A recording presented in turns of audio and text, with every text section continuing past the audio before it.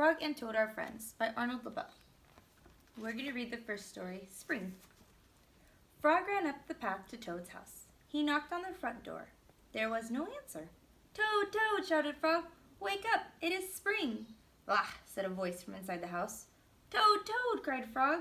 "The sun is shining, the snow is melting. Wake up." "I am not here," said the voice. Frog walked into the house. It was dark. All the shutters were closed. "Toad, where are you?" called Frog. "Go away," said the voice from a corner of the room. Toad was lying in bed. He had pulled all the covers over his head.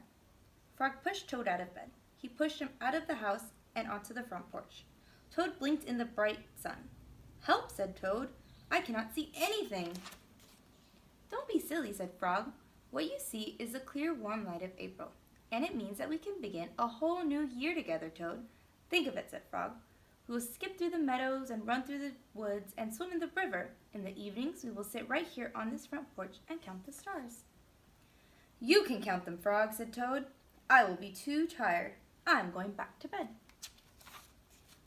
Toad went back into the house. He got into the bed and pulled the covers over his head again. "But Toad," cried Frog, "you will miss all the fun."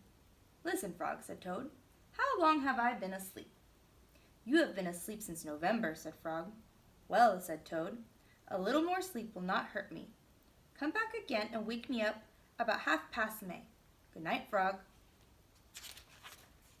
"But Toad," said Frog, "I will be lonely until then." Toad did not answer. He had fallen asleep. Frog looked at Toad's calendar. The November page was still on top. Frog tore off the November page. He tore off the December page, and the January page, and the February page, and the March page, and came to the April page. Frog tore off the April page too. Then Frog ran back to Toad's bed. "Toad, Toad, wake up! It is May now." "What?" said Toad.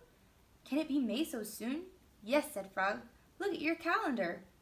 Toad looked at the calendar. The May page was on top. "Why, it is May," said Toad as he climbed out of bed.